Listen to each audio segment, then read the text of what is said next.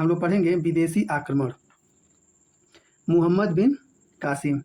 मोहम्मद बिन कासिम सर्वप्रथम 712 ईस्वी में भारत पर आक्रमण किया था। भारत पर प्रथम आक्रमण 712 ईस्वी में मोहम्मद बिन कासिम के नेतृत्व में अरबों द्वारा सिंध पर किया गया। भारत में जो सर्वप्रथम कर वसूला गया वो जजिया कर मोहम्मद बिन कासिम के ही समय वसूला गया। अरबी भाषा में लिखित चचनामा पुस्तक में मोहम्मद बिन कासिम के आक्रमण की जानकारी मिलती है। जो चचनामा अरबी भाषा में जो लिखा गया है पुस्तक, उसमें मोहम्मद बिन कासिम के आक्रमण की जानकारी मिलती है। मुहम्मद गजनवी। मुहम्मद गजनवी 1027 ईस्वी के मध्य भारत पर कुल 17 बार आक्रमण किया था। तो मोहम्मद गजनवी 1000 से लेकर और 1027 के बीच में वो भारत पर 17 बार आक्रमण किया था। मोहम्मद गजनवी का सबसे महत्वपूर्ण आक्रमण 1025 ईस्वी में सोमनाथ पर था। जो सोमनाथ पर यह आक्रमण किया था 1025 ईस्वी में किया था। 1030 ईस्वी में गजनवी का मृत्यु हो गया। ये मोहम्मद गजनवी का मृत्यु 1030 ईस्वी में हुआ था। गजनवी के दरबारी कवि अल बरूनी ने अरबी भाषा में किताबुल हिंद नामक पुस्तक की रचना की। तो जो मोहम्मद गजनवी के दरबारी थे अल बरूनी, उन्होंने अरबी भाषा में किताबुल हिंद नामक पुस्तक की रचना की थी। मोहम्मद गोरी। गोरी ने 1192 ईस्वी में तराइन दूती युद्ध में पृथ्वीराज चौहान तथा 1194 ईस्वी में चंदावर के युद्ध में कन्नौज के गढ़वाल शासक जयचंद को पराजित किया। तो मोहम्मद गोरी ने तराइन के द्वितीय युद्ध में पृथ्वीराज चौहान को 1192 ईस्वी में और तथा गढ़वाल के जो शासक थे जयचंद, उनको चंदावर के युद्ध में 1194 ईस्वी में पराजित किया था। गोरी की मृत्यु के बाद गुलाम कुतुबुद्दीन ऐबक 1206 ईस्वी में एक नए राजवंश गुलाम वंश की नींव डाली, जिससे भारत में दिल्ली सल्तनत की शुरुआत हुई। और देखिए, जब मोहम्मद गोरी का एक गुलाम था जो कुतुबुद्दीन ऐबक था, वो 1206 ईस्वी में एक राजवंश डाला जिसे गुलाम वंश के नाम से जाना जाता है, और वहीं से दिल्ली सल्तनत की शुरुआत होती है। दिल्ली सल्तनत 1206 से 1526 ईस्वी तक दिल्ली सल्तनत रहा। दिल्ली सल्तनत पर कुल 5 राजवंशों ने शासन किया, जिसमें प्रथम वंश गुलाम वंश तथा अंतिम वंश लोधी वंश था। तो दिल्ली सल्तनत 1206 से लेकर 1526 ईस्वी तक माना जाता है। इसमें कुल 5 राजवंशों ने शासन किया था, जिसमें प्रथम राजवंश था गुलाम वंश और अंतिम वंश था वो लोधी वंश था। 1206 ईस्वी से 1290 ईस्वी तक रहा। तो गुलाम वंश 1206 ईस्वी से 1290 ईस्वी तक रहा। तो इसमें प्रथम शासक जो है वो कुतुबुद्दीन ऐबक है। कुतुबुद्दीन ऐबक 1206 से 1210 ईस्वी तक रहा। 1206 में गुलाम वंश की स्थापना के पश्चात ऐबक ने लाहौर को अपनी राजधानी बनाई। लाहौर जो है वो ऐबक ने अपनी राजधानी बनाई जब गुलाम वंश की स्थापना हुआ था। तो प्रसिद्ध सूफी संत ख्वाजा कुतुबुद्दीन बख्तियार काकी के नाम पर एक ऐबक ने दिल्ली में कुतुब मीनार की नींव रखी। ख्वाजा कुतुबुद्दीन बख्तियार काकी के नाम पर ऐबक ने दिल्ली में कुतुब मीनार की नींव रखी, जिसका निर्माण कार्य इल्तुतमिश ने पूरा करवाया था। नींव रखा था कुतुबुद्दीन ऐबक, लेकिन उसको पूरा करवाया इल्तुतमिश ने। ऐबक ने कुतुब मीनार का नींव अपने प्रसिद्ध सूफी संत ख्वाजा कुतुबुद्दीन बख्तियार काकी के नाम पे ही डलवाया था। 1210 ईस्वी में लाहौर में चोंगन खेलते समय घोड़े से गिरकर ऐबक की मृत्यु हो गई। जो चोंगल खेलते थे, जिसे पोलो कहते हैं, तो वो खेलते समय कुतुबुद्दीन ऐबक 1210 ईस्वी में घोड़े से गिर गए और उनकी मृत्यु हो गई। कुतुबुद्दीन ऐबक के बाद इल्तुतमिश 1211 से 1236 ईस्वी तक। इल्तुतमिश एक इलबारी तुर्क था। इल्तुतमिश जो था वो एक इलबारी तुर्क था। यह ऐबक का गुलाम तथा दामाद था। यह ऐबक का क्या था? दामाद था।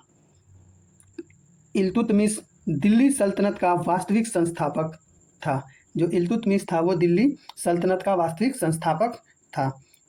इसने सर्वप्रथम लाहौर से के स्थान पर दिल्ली को राजधानी बनाया। इल्तुतमिश था जो लाहौर से क्या किया था, उसके जगह पे दिल्ली को अपना राजधानी बनाया।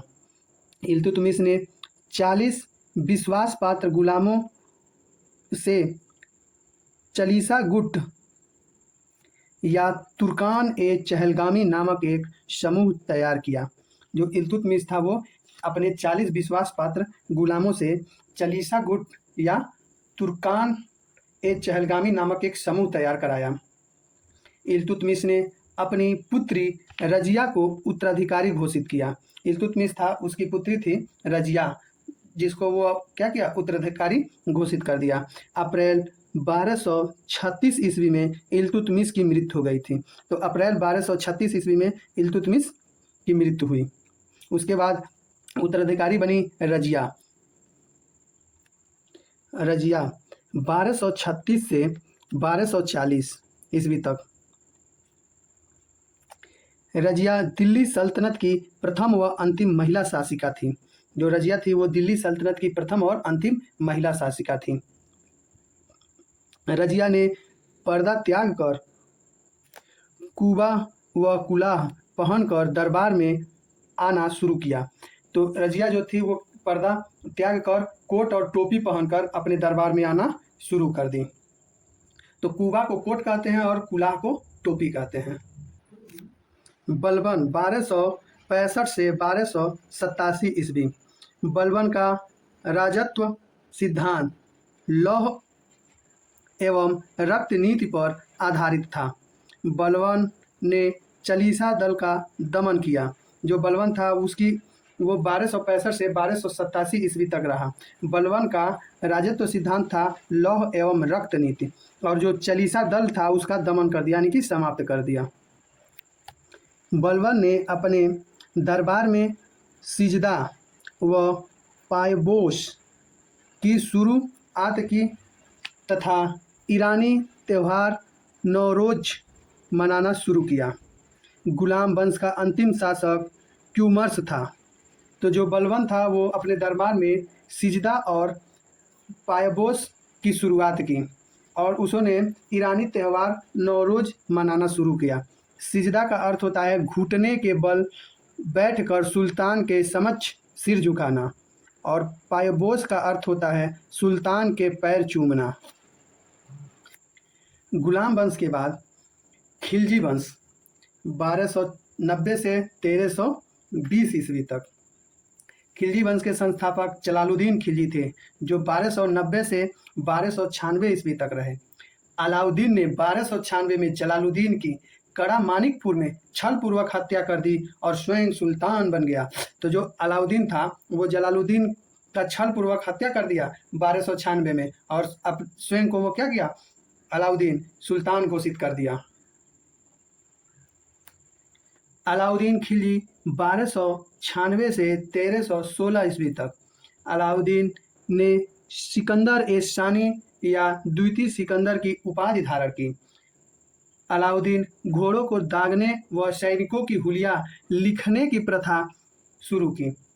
अलाउद्दीन खिलजी ने बाजार नियंत्रण प्रणाली की शुरुआत की। अलाउद्दीन जो खिलजी था वो घोड़ों को दागने और सैनिकों की हुलिया लिखना प्रारंभ किया और बाजार नियंत्रण प्रणाली की शुरुआत की।